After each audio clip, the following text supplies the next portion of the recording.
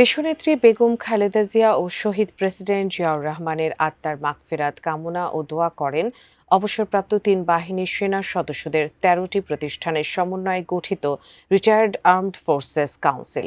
১৭ জানুয়ারি এই উপলক্ষে কাউন্সিলের উপদেষ্টা কর্নেল অবসরপ্রাপ্ত জগলুল আহসান জানান, শহীদ প্রেসিডেন্ট জিয়া ও বেগম জিয়ার জন্য দোয়া করেছেন তারা। সেই সঙ্গে পুরো জাতি যেন তাদের মতো অনন্য নেতৃত্ব, সততা ও অন্যায়ের বিরুদ্ধে আপোষহীন অবস্থান নিয়ে আগামী দিনগুলোতে দেশকে এগিয়ে নিয়ে যেতে পারেন সেই প্রত্যাশাও ব্যক্ত করেন। আজকে আমরা এসেছিলাম বেগম খালেদা জিয়া এবং শহীদ প্রেসিডেন্ট জিয়াউর রহমানের কবর এখানে, তাদের জন্য আমরা দোয়া করতে মন থেকে আমরা দোয়া করেছি।